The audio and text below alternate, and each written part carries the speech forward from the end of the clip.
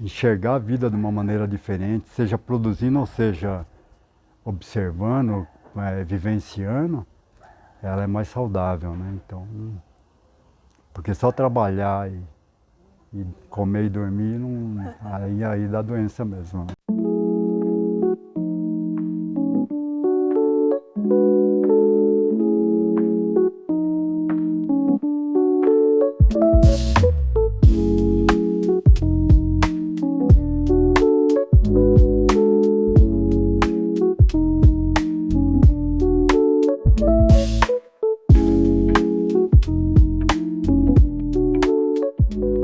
Bom, meu nome é Pedro Quintanilha, sou casado há 44 anos, tenho 3 filhos, 3 netas, nasci aqui em Franco da Rocha, na Vila Ramos, e estou aqui até agora. Então a história minha toda está vinculada a Franco da Rocha. Eu acho que desde pequenininho que eu gostava de rabiscar. Aí quando eu estava no primário, uma professora nos ensinou a ampliar com quadradinho. E eu tinha um livro de biografia dos personagens de história. Então cheguei em casa, comecei a ampliar loucamente, acho que eu fiz todos os personagens do livro e aquilo começou um processo de gostar de desenhar realmente, né? Aí tive umas referências, as primeiras referências na Vila Ramos foi o Ditinho Coutinho e o irmão dele, o falecido já Dr. Nelson Coutinho. Os dois desenhavam e me encantaram de ver eles desenhando, né? Eu fiz um curso de modelo vivo, então daí ampliou, naquele ano eu produzi bastante. Então em 76 eu resolvi fazer uma exposição individual. Foi a primeira exposição individual em 1976 no prédio da União de Servidores Públicos. Quando ainda era adolescente, aí a década de 70, no ano de 73, o Mário Ramos, um amigo meu de infância, falou: tá tendo uma exposição lá na estação. Então a gente foi conferir, era o centro comunitário que estava entrando em atividade. O grande artista na época então era o Milton Misson, que chegou a participar em 62, se eu não me engano, da Bienal de São Paulo.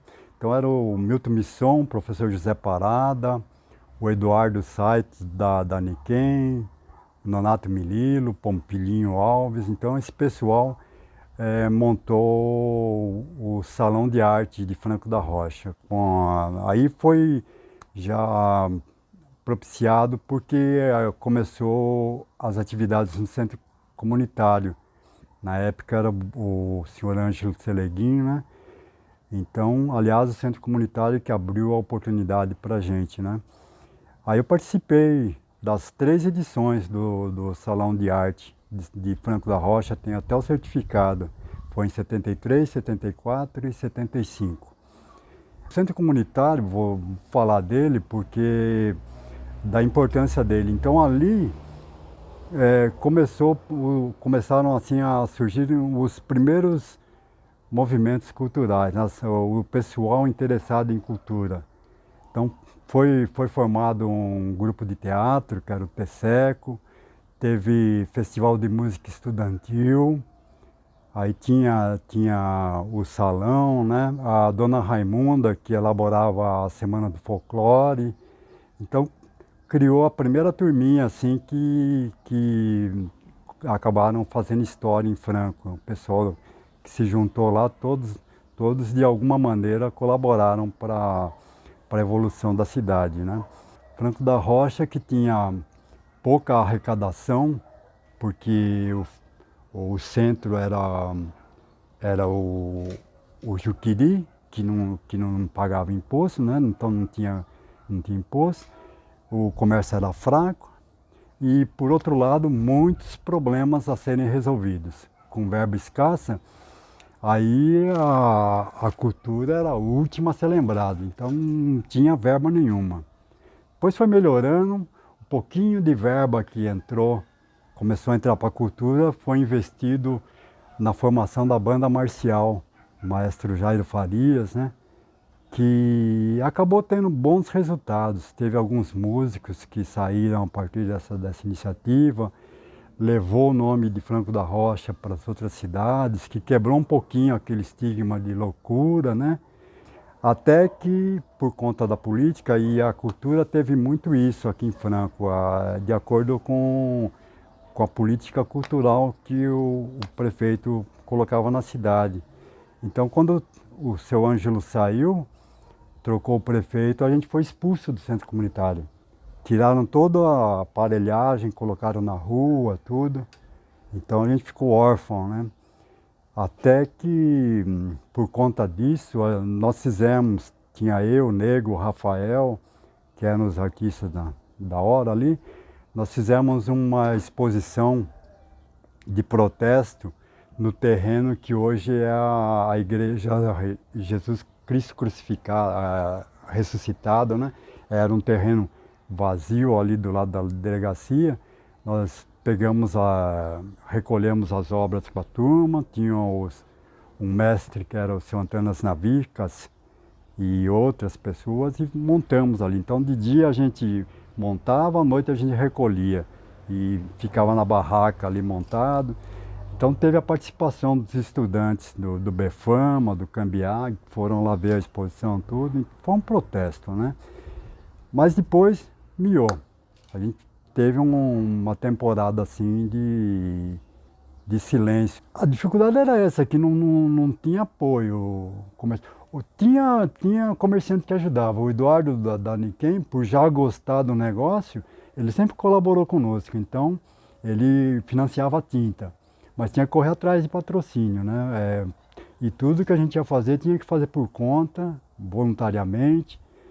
E depois o que a gente sentiu muito foi a falta de espaço. Depois dessa situação com o centro comunitário se extinguir, a gente não tinha onde correr, não tinha onde expor, não tinha onde se reunir. A gente se reunia na casa do Ricardo Barreto, mas não tinha como promover um evento, né? E aí quando voltou o centro comunitário à atividade, que já com o nome de centro cultural, né? Aí voltaram as possibilidades e a gente começou a realizar novamente. Como eu disse, né, com esforço próprio. E eram poucas pessoas e todo mundo ia atrás para fazer. Hoje já tem pode-se ser através de projetos, né, concursos, mas naquela época não tinha.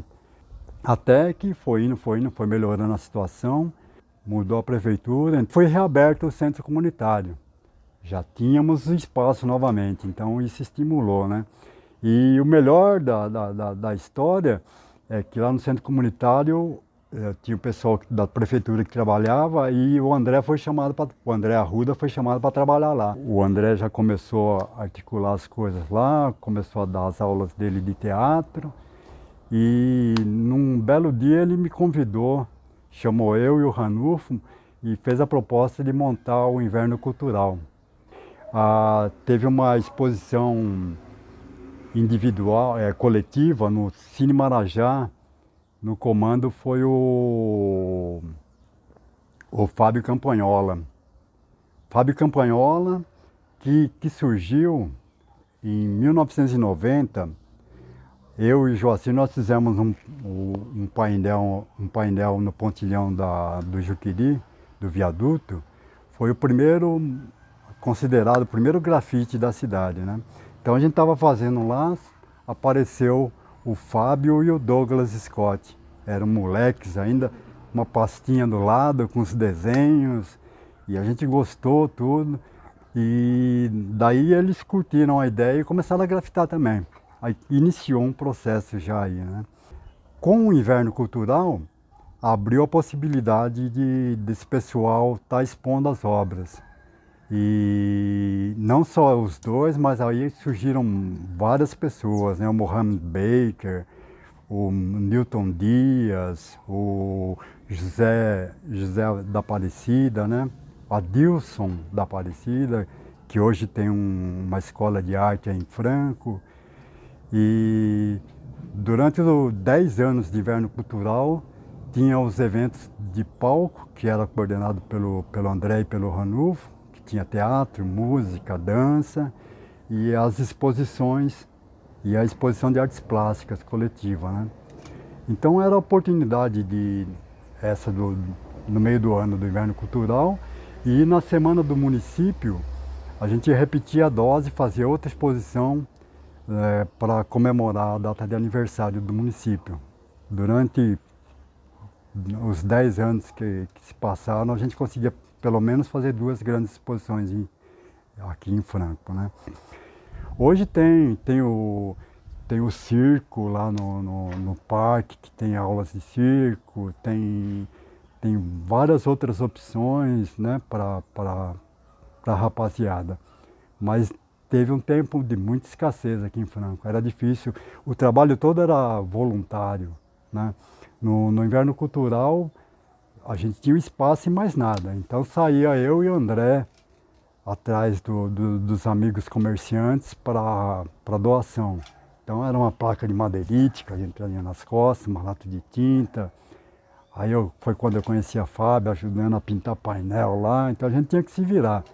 Ia recolher as obras, depois montava a exposição, montava os painéis, a exposição, depois ia devolver as obras. Então, enfim, todo esse trabalho de forma voluntária, porque não tinha verba mesmo.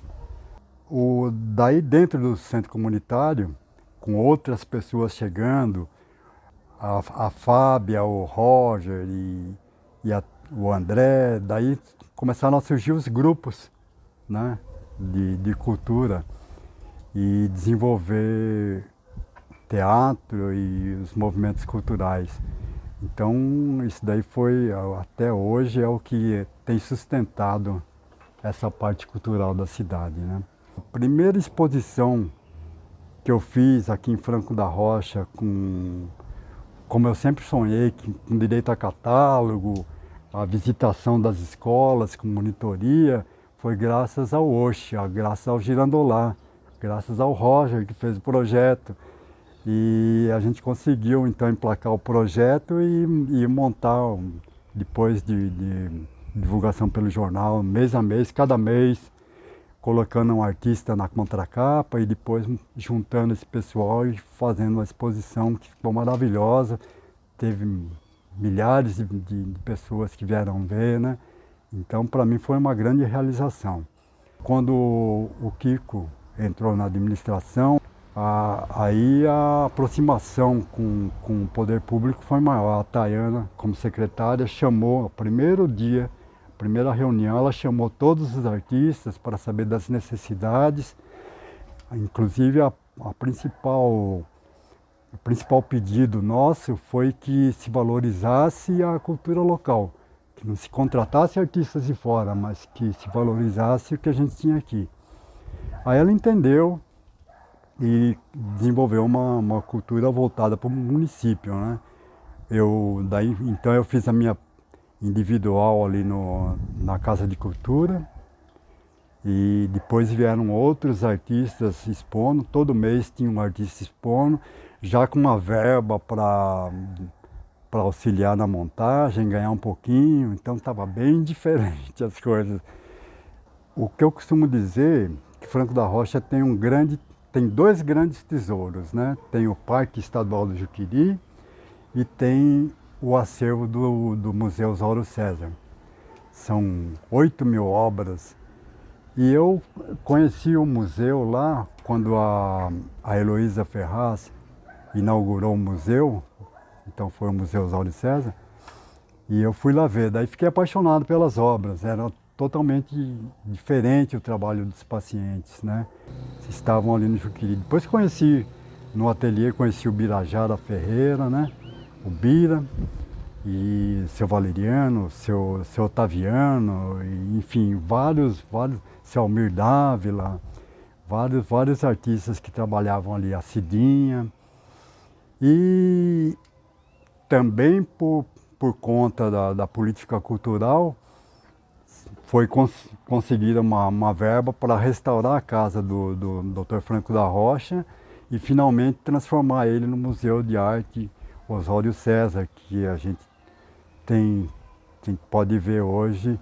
E a secretária de Cultura era a Tayana, ela me convidou para fazer a curadoria. Aí eu fui lá, daí foi uma grande alegria, porque eu pude aí conhecer o acervo completo, né? Eu tinha no computador todas as obras, então passei pelas, não 8.000, mas pelas maioria das obras para poder selecionar e montar uma exposição, que até foi feita junto com o Hélio Menezes, que hoje é diretor do Afro Brasil, mas ficou na minha incumbência mesmo selecionar as obras, porque eu tinha um contato maior e ele confiou no meu trabalho, aí fizemos junto, né? Hoje eu posso dizer que a situação cultural de Franco da Rocha é bem mais propícia para as produções, divulgação da arte, os grupos que se formaram, né? Acho que tem a Baciada das Mulheres, né? Tem vários grupos. E hoje eu vejo isso, eu vejo que a gente ainda tem muito que fazer, mas já tem mais possibilidades.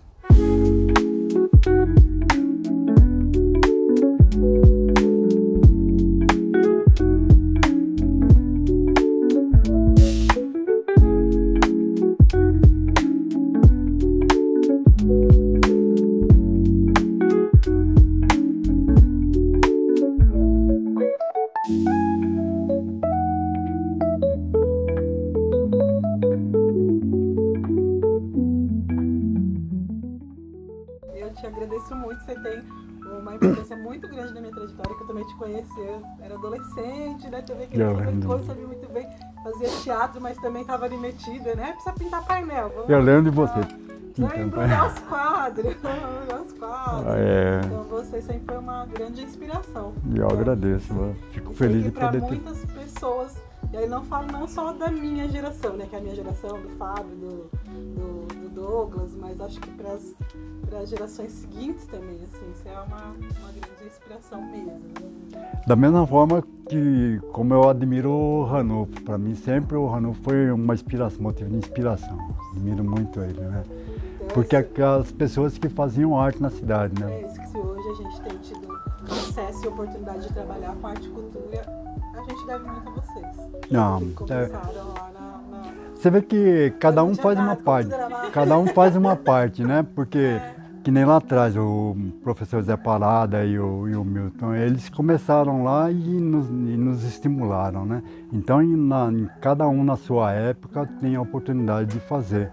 E é importante que se faça, né? A gente vai avançando, né? Vai avançando. Um pouquinho, a gente anda um pouquinho, vai, cada geração vai andando um pouquinho. Vai andando um pouquinho.